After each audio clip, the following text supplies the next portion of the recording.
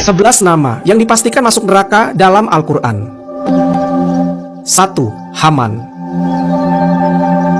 Haman adalah orang yang disebutkan namanya sebanyak 6 kali di dalam Al-Quran. Dapat diketahui bahwa Haman adalah seorang pembesar Fir'aun yang hidup sezaman dengan Nabi Musa alaihissalam. Dia bertugas membantu Fir'aun dalam melaksanakan segala perintahnya. Salah satunya membuat bangunan yang tinggi.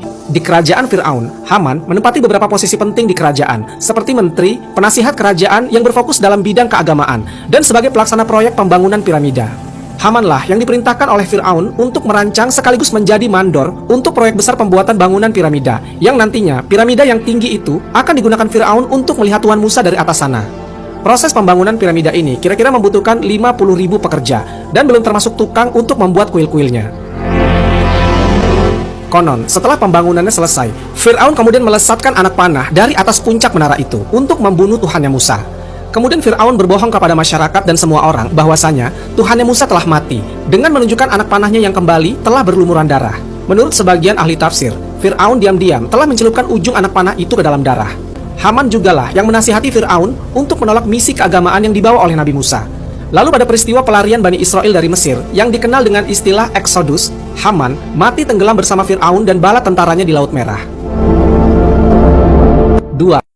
Abu Lahab bin Abdul Muthalib, paman dari Nabi Muhammad SAW, yang terkenal akan kebenciannya terhadap ajaran agama Islam.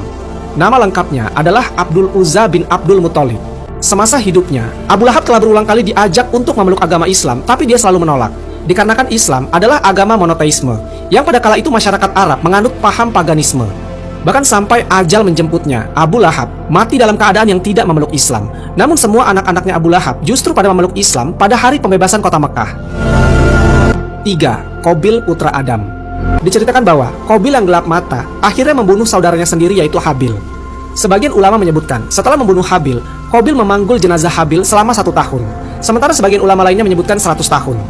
Hingga suatu ketika Allah Subhanahu wa Ta'ala mengutus 2 ekor burung gagak yang bertarung sehingga salah satunya mati. Atas kuasanya, Allah Subhanahu wa Ta'ala memperlihatkan burung tersebut dalam keadaan yang sama, yang mana burung yang masih hidup menggali tanah dan memasukkan bangkai burung gagak yang telah mati ke dalamnya. Qabil yang saat itu menyaksikan pergulatan kedua burung gagak tersebut segera meniru apa yang telah dilakukan mereka. Kisah pembunuhan yang dilakukan Qabil ini menjadi peristiwa pembunuhan pertama yang terjadi di atas muka bumi. Azar. Azar merupakan bapak dari Nabi Ibrahim alaihissalam. Azar ini adalah penasihat dari Raja Namrud. Bisa dikatakan dia adalah orang kepercayaan atau tangan kanan dari sang raja. Azar juga merupakan seorang pematung. Kerjaannya adalah mengukir batu-batuan hingga menjadi bentuk berhala, kemudian disembah oleh masyarakat sebagai sosok Tuhan. Kanaan putra Nabi Nuh alaihissalam. Nabi Nuh alaihissalam dikaruniai 4 orang putra. Yang pertama bernama Kan'an, kemudian Yafet, lalu Sam, dan yang terakhir bernama Ham. Semua anak Nabi Nuh alaihissalam ini diketahui beriman kepada Allah Subhanahu wa Ta'ala dan mengikuti syariat yang dibawakan oleh ayahnya itu. Namun rupanya putranya yang tertua yang bernama Kan'an hanya berpura-pura beriman. Kan'an menyembunyikan rasa bencinya kepada ayahnya. Maka ketika hari di mana musibah banjir besar itu tiba, Nabi Nuh alaihissalam beserta seluruh umatnya masuk ke dalam kapal. Lalu Nabi Nuh alaihissalam mengabsen orang-orang yang ada di kapal tersebut. Semua umatnya ada, termasuk anaknya Sam, Ham, dan Yafet. Namun dia tidak melihat putra sulungnya yang bernama Kan'an. Kemudian Nabi Nuh alaihissalam keluar dari kapal itu dan pergi mencari Kan'an. Setelah keduanya bertemu, segera saja Nabi Nuh alaihissalam mengajak Kan'an untuk ikut masuk ke dalam kapal bersama dengan adik-adiknya. Namun dengan rasa angkuhnya, Kan'an menolak ajakan ayahnya tersebut dan lebih memilih naik ke atas gunung demi menghindari banjir besar tersebut. Kan'an mengabaikan ayahnya karena rasa bencinya itu. Dan rupanya, banjir besar itu pun tidak hanya menenggelamkan kampung mereka, bahkan banjir itu menenggelamkan gunung-gunung tinggi, termasuk gunung di mana Kan'an berlindung. Kan'an mati karena bertahan dengan rasa angkuhnya. 6. Fir'aun zaman Nabi Musa. Fir'aun Ramses II dinobatkan sebagai Fir'aun terkuat sepanjang masa dan memerintah dengan waktu yang terlama, yaitu selama 66 tahun. Dia adalah Fir'aun yang mengejar Nabi Musa alaihissalam yang kemudian mati tenggelam di Laut Merah.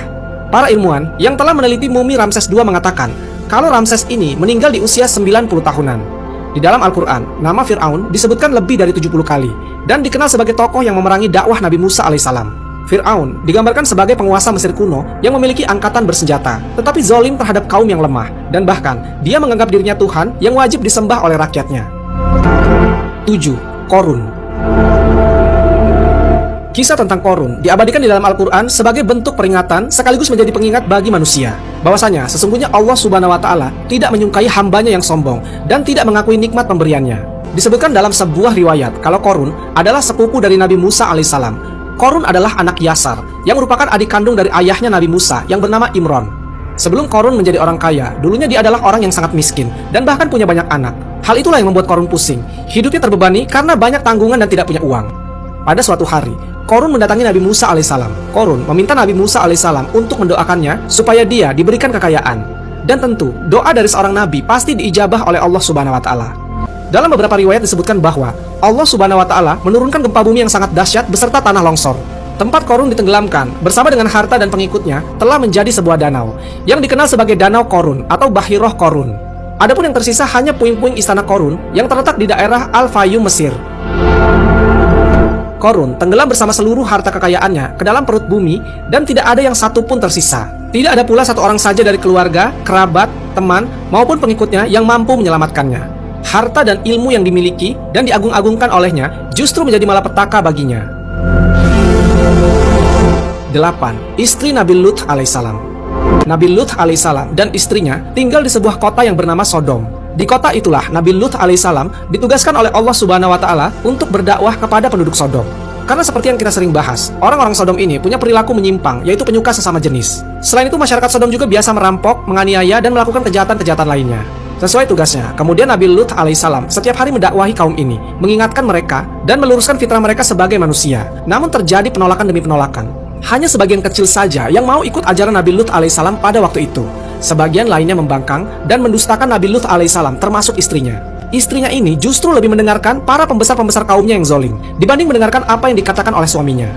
Wali'ah adalah sosok pengkhianat, sehingga ketika turun azab di kota Sodom, Wali'ah ikut mati bersama-sama penduduk kota Sodom yang membangkang. Sementara Nabi Lut alaihissalam dan para pengikutnya telah berhijrah ke suatu tempat yang aman tepat sebelum azab itu terjadi.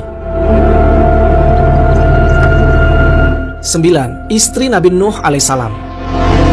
Sama seperti halnya Wali'ah, istri Nabi Nuh alaihissalam juga membangkang dan lebih memilih mendengarkan apa yang dikatakan pembesar-pembesar kaumnya.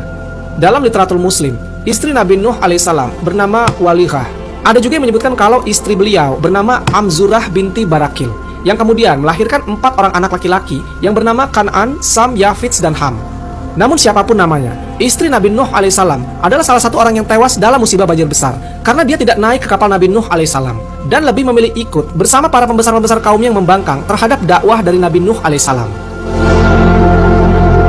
10. Namrud. Nimrod atau Namrud bin Kan'an bin Kaushi bin Sam bin Nuh alaihissalam. Dia adalah seorang raja yang hidup sezaman dengan Nabi Ibrahim alaihissalam yang berkuasa di sebuah negeri yang bernama Babilonia. Namrud adalah raja yang memiliki kecerdasan berpikir melebihi manusia yang ada pada zaman itu. Tapi justru karena kecerdasannya itu, Namrud terjerumus dalam kesombongan yang luar biasa. Namrud dikisahkan memaksa seluruh masyarakatnya untuk menyembah berhala. Dan parahnya, Namrud bisa memutuskan hidup dan mati seseorang. Jadi barang siapa yang tidak mengikuti apa yang dia mau, maka orang itu akan dibunuh. Meskipun dikatakan permintaan Namrud terbilang aneh. Allah Subhanahu wa taala telah berikan semuanya untuk Namrud, yaitu kekuatan, kepintaran, dan harta kekayaan yang melimpah. Namun Namrud malah sombong, hingga akhirnya dia mati karena seekor nyamuk kecil yang masuk melalui lubang hidungnya. Selama itu pula, Namrud hidup penuh kesengsaraan. Namrud gelisah, hidup seperti orang yang tidak waras. Setiap hari dia memukuli kepalanya, hingga pada akhirnya Namrud mati karena meminta seseorang untuk memukul kepalanya dengan keras, dengan tujuan membuat nyamuk yang ada di dalam kepalanya itu mati. Namun malah Namrud yang mati. 11. Ummu Jamil. Ummu Jamil adalah istri dari Abu Lahab. Dia juga adalah saudara perempuan dari Abu Sufyan sekaligus bibi dari Muawiyah. Sifat Ummu Jamil sama seperti suaminya. Dia terkenal membenci Rasulullah SAW. Sampai-sampai di Al-Quran Ummu Jamil disebut sebagai wanita pembawa kayu bakar. Si pembawa kayu bakar bisa juga dimaknai sebagai orang yang mempunyai kebiasaan menebar fitnah dan mengadu domba. Karena Ummu Jamil adalah orang yang suka membawa berita untuk merusak hubungan sesama manusia dan disebutkan di sini kayu bakar karena menebarkan permusuhan dan kebencian di antara manusia, sebagaimana kayu bakar menebarkan api. Adapun mengadu domba adalah gangguan yang ditujukan kepada kaum muslimin untuk merusak hubungan sesama mereka. Suatu hari, saat Ummu Jamil sedang memikul kayu berduri yang biasa digunakan untuk mencelakai Rasulullah SAW, tiba-tiba kain yang dipakai untuk menggendong kayu itu menjerat lehernya hingga menemui ajalnya.